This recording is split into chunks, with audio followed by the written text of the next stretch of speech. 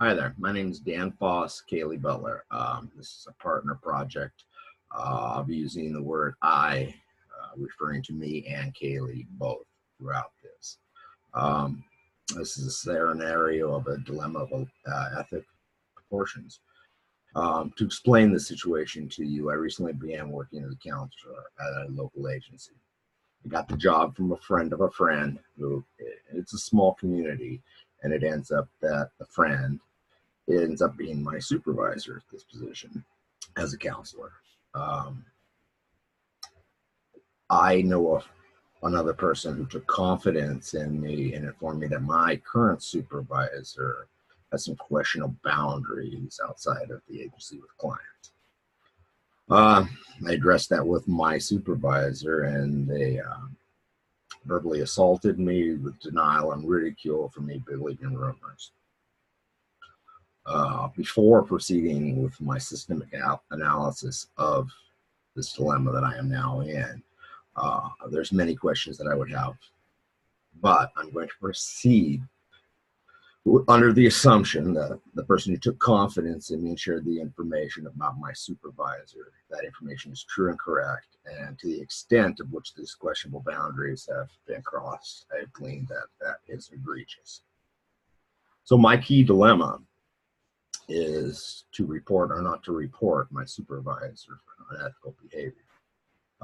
Reporting the supervisor could cause harm to my career as a counselor or my reputation in the community and hinder my ability to have a successful career as a counselor moving forward. I may need to relocate because of the problems this issue could cause. But then again, not reporting my supervisor is a crisis of ethical concern to me. Not reporting could also endanger or continue to allow a person to be taken advantage of by my supervisor. And that's a violation of virtues of benevolence and non-maleficence. Um, so I will now proceed with my systemic analysis of my dilemma and come up with a solution.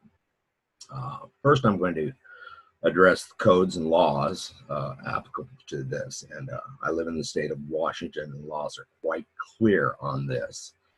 That I will read from the RCW 2021-20.005, Section 14 describes a mandate of a reporter as an employee of a department, law enforcement officer, social worker, professional, school personnel, welfare, mental health counselor or worker, adult care, home health, or any hospital care agency, county coroner or medical examiner, Christian Science practitioner, or healthcare provider.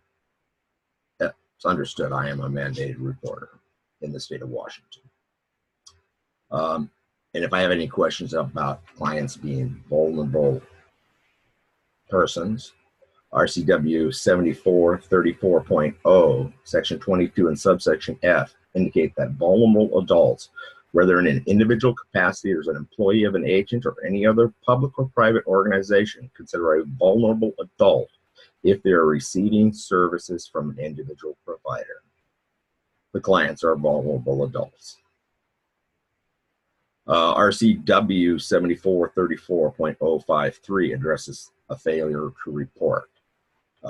A person who is required to make a report, a mandated reporter, under this chapter, and who knowingly fails to make the report is guilty of a gross misdemeanor.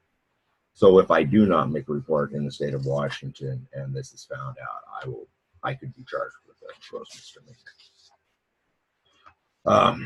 The American Counseling Association is one of the governing bodies over me as a counselor.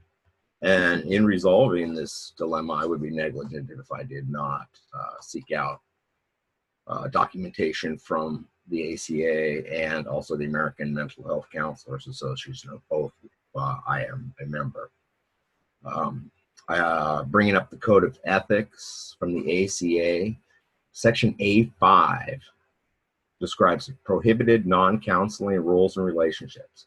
Sexual and romantic relationships prohibited. Sexual and romantic counselor-client interactions or relationships with current clients, their romantic partners, or family members are prohibited.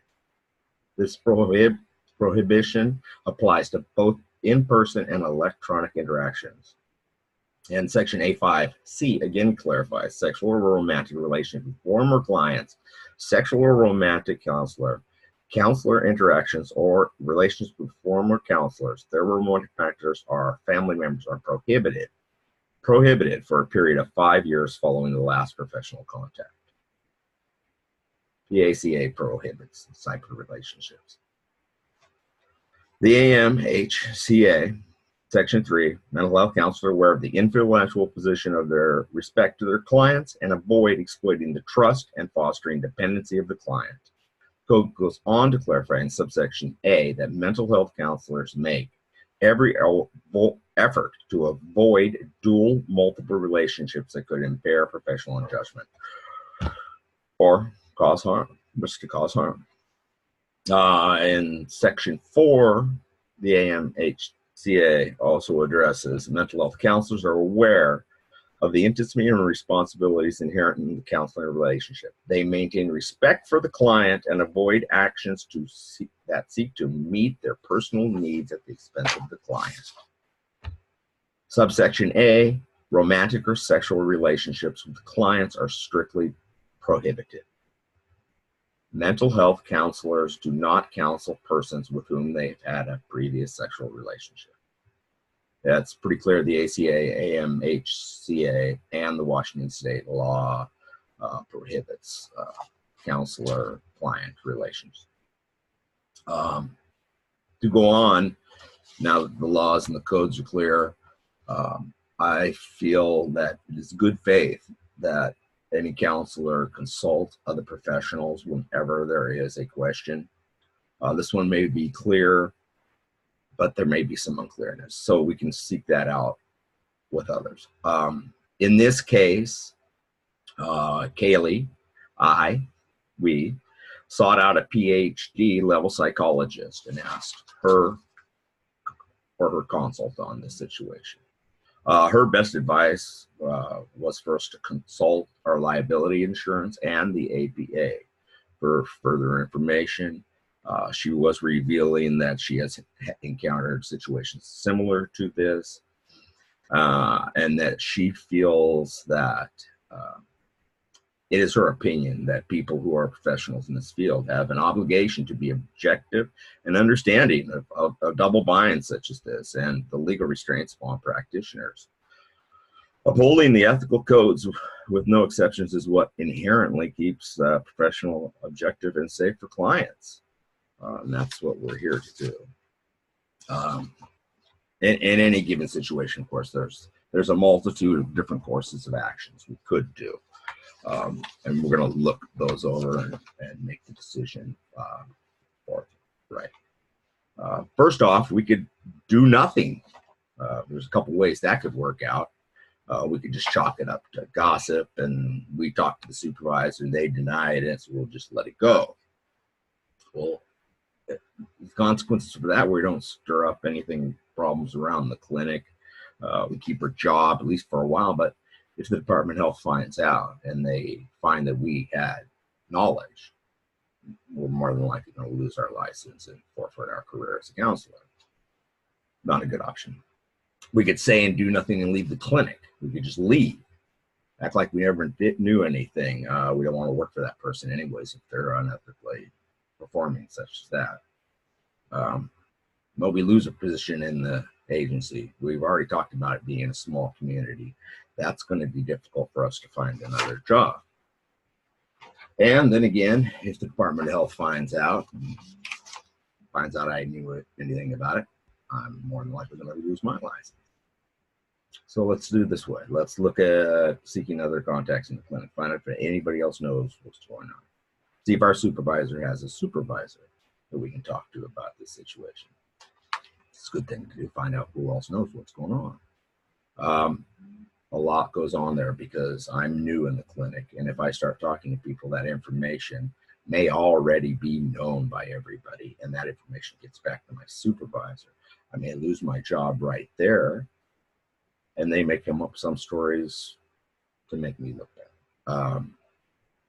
I may not be able to work there at all, or just working with them will be difficult. I could go back to the person who told me about it. I could tell them it's unethical for them to remain silent. It's unethical for me to remain silent, and that I need to do something. I could ask them if they have any additional sources or evidence that help me make a good report about this. It's possible the person could be really mad at me, push me away and no longer be a friend of mine, or it could be that the person would understand and be cooperative, or not be cooperative, but understand that I may need to make this report. And I've already confronted the supervisor, and he denied everything that was going on. I could return to them and bring up more about the allegations, what's going on, and say, I have an ethical obligation to report this, and it's not going to be malicious. They may continue to deny all of this happening, or they may confess that there is a relationship, but there may be some sort of agreement and contract, and throughout the ACA and the AMHCA, there is some mention of documentation, and I did not go into that because at this point I do not believe that is the case. Could also report. I could just report. I could write a detailed report of the information I have, talk to nobody about it, send it off to the Department of Health, and see what they're going to do with it. There's a lot of ways that could come out too. I mean, supervisor might be investigated. They may become hostile towards me for making the report. If they find out, if there's not enough evidence from just what I've thrown out there, I may lose my job or just have difficulties continuing working there with the people. May very well tarnish my reputation as a professional. Or it could be investigated and everything could be confirmed and supervisor's fired and they hire somebody new or move me up. All of that's possible, probable. I could do everything. I could seek consultation. I could look up the laws and the codes. I could speak to other people. I could talk to people in the office. I could talk to friends. I could explain to everybody that this is what I need to do, and make it clear that everybody's going to know.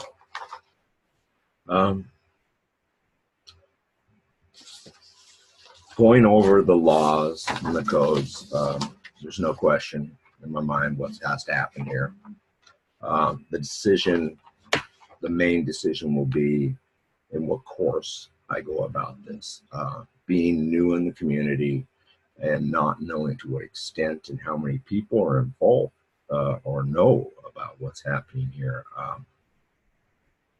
I am going to finalize with the best possible evidence and upon all laws and ethical codes and best practices is going to be adhered to. Regardless of any hesitancy I may have had initially of reporting my supervisor, that's gone after doing an analysis of this. I wish to inform the people who are involved, who have given me the information. I'm going to do that by taking a string of conscientious actions.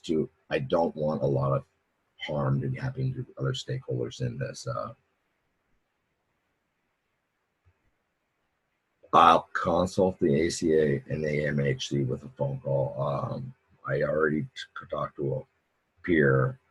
I'm going to go back to the original source and I'm going to explain to them what I'm going to do, why I feel I have to do what I'm going to do. And I'm going to encourage them to write a similar report or add on them to the one I will be making, and any other information they might possibly have. I'm going to seek information from other people. I'm going to try to set up a meeting with my supervisor and any HR and other members of the agency, inform them of my intentions of reporting the supervisor to the Department of Health. and the ACA for inappropriate actions with clients. I hope by explaining it to them, they can understand that I am in this double bind and this is the correct decision to be made. And hopefully there will be less ill will. Following, I will report to the Department of Health. I have made the right decision. This is the thing to do. My supervisor is behaving unethically and illegally, and reporting them is my obligation. And my obligations outweigh any of these possible consequences that may come back on me. We are in this profession to help and promote our clients. Thank you.